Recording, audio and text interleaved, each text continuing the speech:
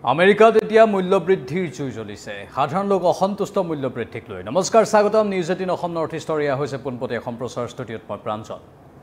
মূল্যবৃদ্ধিয়ে কেৱল ভাৰতৰ লোককে কুঙা কৰা নাই মূল্যবৃদ্ধিয়ে আমেৰিকা যুক্তৰাষ্ট্ৰৰ লোককো কুঙা কৰিছে সৰ্বসাধাৰণ অতিষ্ঠ যি ডোনাল্ড ট্ৰাম্পে ভাৰতৰ অৰ্থনৈতিক মৃত অৰ্থনীতি বুলি কয় সেই ডোনাল্ড ট্ৰাম্পৰ দেশতে এতিয়া মূল্যবৃদ্ধিৰ জুই জ্বলিছে এছ'চিয়েট প্ৰেছে এটা সমীক্ষা চলালে সেই সমীক্ষাত বিভিন্নজনক সাঙুৰি লোৱা হ'ল আৰু সাধাৰণ মানুহৰ মাজলৈ গৈ সেই সমীক্ষা চলাওঁতে এই তথ্যবোৰ পোহৰলৈ আহিছে যে গেলামালৰ যিবোৰ সামগ্ৰী আছে তাত আকাশলংঘী মূল্যবৃদ্ধি হৈছে নিৰ্বাচনৰ আগে আগে যিগৰাকী ডোনাল্ড ট্ৰাম্পে প্ৰতিশ্ৰুতি দিছিল যে জনসাধাৰণক সকাহ দিব মূল্যবৃদ্ধিৰ পৰা সেইগৰাকী ডোনাল্ড ট্ৰাম্পৰ দিনত এতিয়া মূল্যবৃদ্ধি দুগুণ তিনিগুণলৈ বৃদ্ধি পাইছে মূল্য সামগ্ৰীৰ জুই চাই দাম হৈছে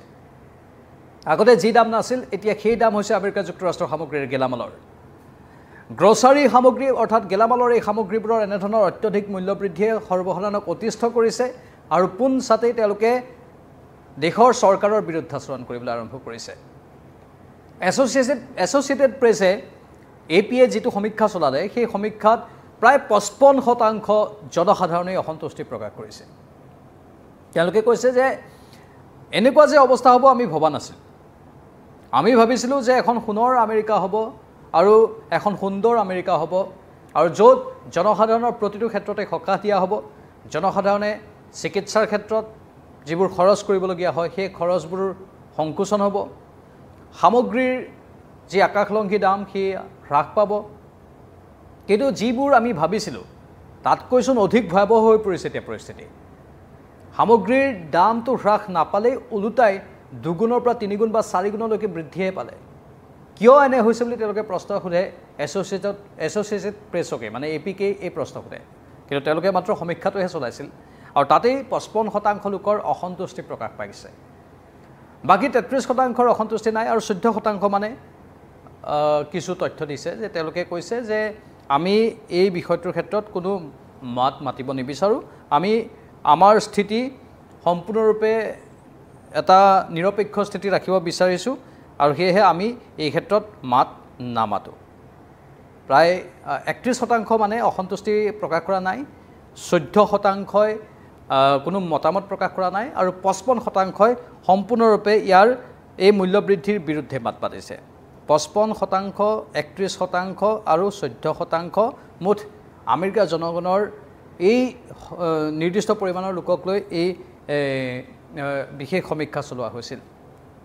আৰু এটা চামৰ মাজত চলোৱা সমীক্ষাত এটা চামৰ 100%ৰ ওপৰত এই সমীক্ষা চলোৱা হৈছিল এটা নিৰ্দিষ্ট বয়সৰ যিসকলে ঘৰ চলায় সাধাৰণতে 30ৰ পৰা 45 বছৰ বয়সৰ মানুহৰ ভিতৰত আৰু সেই সমীক্ষা এটা বিশেষ ছবি পোহৰলৈ আহিছে যিখন ছবি আচলতে আমেৰিকাৰ বাবে বৰ অনুকূল নহয় এইখন আমেৰিকা যুক্তৰাষ্ট্ৰ যি সদায় পুঁজিবাদীৰ সপক্ষে মত মাতি আহিছে যিখন আমেৰিকাই সদায় ধনিক শ্ৰেণীক প্ৰতিনিধিত্ব কৰাৰ দৰে এটা চৰিত্ৰ দেখুৱাই থাকে যিখন আমেৰিকাই আন দেশক শোষণ কৰিবলৈ চেষ্টা কৰাৰ দৰে কৰি থাকে সেই আমেৰিকাৰ শেহতীয়াভাৱে মান মৰ্যাদা বহুখিনি লাঘৱ হৈছে ডোনাল্ড ট্ৰাম্পৰ কিছু স্থিতিৰ ফলত ব্ৰিক্সত আমেৰিকা যুক্তৰাষ্ট্ৰৰ ডলাৰৰ বিৰুদ্ধাচৰণ কৰা হৈছে ভাৰত ৰাছিয়া চীন এই দেশবোৰে পোনপটীয়াকৈ আমেৰিকা যুক্তৰাষ্ট্ৰৰ কিছু নীতিৰ বিৰুদ্ধাচৰণ কৰিবলৈ সাহস পাইছে আৰু সম্পূৰ্ণ আত্মবিশ্বাসেৰে আমেৰিকা যুক্তৰাষ্ট্ৰৰ যিবোৰ ভুল নীতি সেইখিনি দেখুৱাই দিবলৈ বিশেষভাৱে তেওঁলোকে ভাৰতৰ দৰে দেশে যিটো আত্মবিশ্বাস সেই আত্মবিশ্বাস প্ৰকাশ কৰিছে নৰেন্দ্ৰ মোদীয়ে ৰাছিয়াৰ পৰা তেল ক্ৰয় কৰা সন্দৰ্ভত ডোনাল্ড ট্ৰাম্পে যি সমালোচনা কৰিছিল তাৰ প্ৰত্যুত্তৰ উচিতভাৱে দিছে ৰাছিয়াৰ পৰা ইউৰেনিয়াম আৰু কেতবোৰ সামগ্ৰী আমেৰিকাই নিজেই ক্ৰয় কৰি থাকে আৰু ভাৰতে খাৰুৱা তেল ক্ৰয় কৰাৰ বাবে ভাৰতক টাৰ্গেট কৰি লোৱা বিষয়টোক ভাৰতবৰ্ষৰ বৈদেশিক মন্ত্ৰালয়ে সমালোচনা কৰিছে আৰু দেশখনৰ সংবাদ মাধ্যমে যেতিয়া এই প্ৰশ্নবোৰ ডোনাল্ড ট্ৰাম্পক সুধিছিল তেতিয়া ডোনাল্ড ট্ৰাম্পৰ অৱস্থা একেবাৰে শোচনীয় হৈ পৰিছিল থতমত খাই গৈছিল ডোনাল্ড ট্ৰাম্পে আৰু তেওঁ এই ক্ষেত্ৰত একো নাজানো বুলি কৈছিল যে আমেৰিকাৰ ৰাছিয়াৰ পৰা ইউৰেনিয়াম কিনে নে কি কিনে কেনেকুৱা ধৰণৰ ডিল আছে একো নাজানো এনেধৰণৰ মন্তব্য প্ৰকাশ কৰিছিল সকলো আচৰিত হৈছিল নিজৰ দেশৰেই যদি অৱস্থা নিজৰ দেশৰেই যদি কূটনৈতিক বাণিজ্যিক সম্পৰ্কৰ কথা দেশখনৰ ৰাষ্ট্ৰপতিয়ে নাজানে তেনেহ'লে কোনে জানিব এয়াই হৈছে ডোনাল্ড ট্ৰাম্প যিগৰাকী ডোনাল্ড ট্ৰাম্পৰ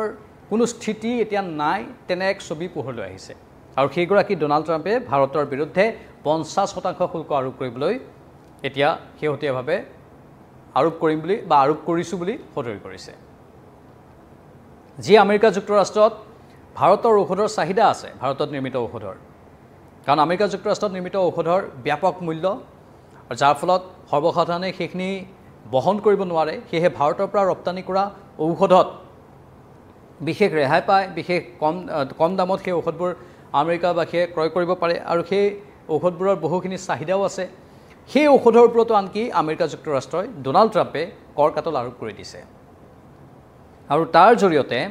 এইগৰাকী ডোনাল্ড ট্ৰাম্পে নিজৰ দেশৰে বিপদ মাতি আনিছে আৰু এতিয়া চাওক নিজৰ দেশৰ জনসাধাৰণে এছ'চিয়েটেড প্ৰেছৰ সন্মুখত মুকলিভাৱে অসন্তুষ্টি প্ৰকাশ কৰিছে 55% লোকে মুকলি অসন্তুষ্টি প্ৰকাশ কৰিছে ডোনাল্ড ট্ৰাম্পৰ যিটো ট্ৰাম্প অৰ্গেনাইজেশ্যন আছে এগৰাকী ব্যৱসায়ী হয় ডোনাল্ড ট্ৰাম্প নিজেই আৰু তেওঁ ব্যৱসায় ভিত্তিকভাৱেই সকলো চাই হয়তো সেইগৰাকী ডোনাল্ড ট্ৰাম্পৰ যিটো ট্ৰাম্প অৰ্গেনাইজেশ্যন তেওঁৰ ককা দেউতাক আৰু আইতাকে খুলিছিল পাছত 80 দশকত সেইটো অৰ্গেনাইজেশ্যনৰ নাম ট্ৰাম্প অৰ্গেনাইজেশ্যন ৰখা হৈছিল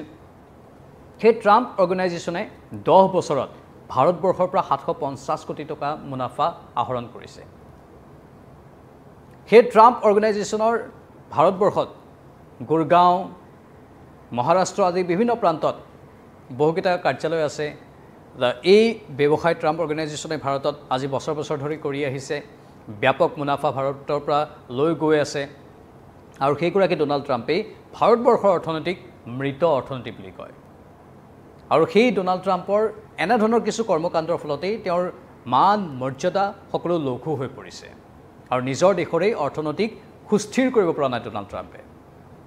ব্ৰাজিলৰ দৰে দেশে পোনপটীয়াকৈ কৈছে যে আমি আজিকালি আমেৰিকাক ফোন কৰিবলৈ বৰ ভাল নাপাওঁ আমি আমেৰিকাৰ সলনি ভাৰতক ফোন কৰিব বিচাৰোঁ মুকলিভাৱে লুলা দা চিলভা যিগৰাকী আমেৰিকাৰ ক্ষমা কৰিব ব্ৰাজিলৰ ৰাষ্ট্ৰপতি তেওঁ এই কথা প্ৰকাশ কৰিছে মানে চাওক আমেৰিকাৰ সৈতে বহু দেশৰ এতিয়া সম্পৰ্ক লাহে লাহে বিঘ্নিত হ'ব ধৰিছে একমাত্ৰ এইগৰাকী ৰাষ্ট্ৰপতিৰ বাবেই আমেৰিকাৰ অৱস্থা বৰ্তমান হুলুক-ধুলুক হৈ পৰিছে যদি এনেধৰণৰ কাৰ্যসূচী এই ৰাষ্ট্ৰপতিগৰাকীয়ে গ্ৰহণ কৰি থাকে এনেধৰণৰ কাৰ্যপন্থা যদি গ্ৰহণ কৰি থাকে তেনেহ'লে আমেৰিকা একেবাৰে তছনছ হৈ যাবলৈ বেছিদিন নালাগিব বিধ্বস্ত হৈ যোৱা বুলি যাক কোৱা হয় সেই বিধ্বস্ত হৈ যাবলৈ আমেৰিকাৰ বৰ বেছিদিন নালাগিব এনে গতিতে যদি আমেৰিকা গৈ থাকে এনেধৰণৰ শাসনৰ নিৰ্দেশত যদি আমেৰিকা এনেধৰণে চলি থাকে তেনেহ'লে স্বাভাৱিকতেই আমেৰিকাবাসীয়ে মূৰে কপালে হাত দিবলগীয়া অৱস্থা হৈ পৰিবগৈ পাৰে এটা মাত্ৰ প্ৰাথমিক ৰূপত মূল্যবৃদ্ধিৰ আমি ছবিখন দেখা পাইছোঁ আগন্তুক দিনত হয়তো এনেধৰণৰ বহু ছবি সন্মুখলৈ আহিবলৈ বাকী আছে গেলামালৰ সামগ্ৰীৰ জুই চাই দামে এতিয়া হতাশ কৰিছে আমেৰিকাবাসী মানে এই হতাশা আগতে মুকলিভাৱে প্ৰকাশ কৰা নাছিল এপিৰ এই অনুসন্ধানতহে এই কথাটো মুকলিভাৱে প্ৰকাশ কৰিছে আগতে সকলো কথা লুকুৱাবলৈ চেষ্টা কৰিছিল কিন্তু আমেৰিকাবাসীও এতিয়া যেন ভয় নকৰা হৈছে আৰু মুক্তভাৱে সকলো কথা ক'বলৈ আৰম্ভ কৰিছে যি কথা আগতে তেওঁলোকে কোৱা নাছিল মুকলিকৈ এতিয়া মুকলিকৈ তেওঁলোকে এইবোৰ বিষয়ত মাত মাতিছে চৰকাৰৰ কিছুমান নীতিৰ বিৰুদ্ধাচৰণ কৰিছে আৰু এইখন চৰকাৰে যি নিৰ্বাচনৰ আগতে প্ৰতিশ্ৰুতি দিছিল যে আমি মূল্যবৃদ্ধি হ্ৰাস কৰি দিম আৰু মূল্যবৃদ্ধি হ্ৰাস কৰিব নোৱাৰাটো অতি দুৰ্ভাগ্যজনক বুলি তেওঁলোকে উল্লেখ কৰিছে আৰু মূল্যবৃদ্ধিটো হ্ৰাস কৰিব নোৱাৰিলেই পূৰ্বৰ যিটো মূল্যবৃদ্ধিৰ গতি আছিল সেইটো 2-3 গুণ বা 4 গুণলৈকে বৃদ্ধিহে পালে যাক লৈ হুমুনিয়াহ কাঢ়িছে সকলো লোকে আৰু ইয়াক এটা মেণ্টেল ষ্ট্ৰেছ বুলি আমেৰিকাবাসীয়ে সদৰি কৰিছে এটো আসলে এই মুহূৰ্তৰ তথ্য এই সন্দৰ্ভত স্বাভাৱিকতে বহুখিনি প্ৰতিক্ৰিয়া আহিব আমি প্ৰতিক্ৰিয়াৰ বাবে অপেক্ষা কৰিম পৰৱৰ্তী সময়ত আৰু অধিক তথ্য আনি থাকিম চাই থাকক নিউজ 18 অসম নৰ্থ ইষ্ট নমস্কাৰ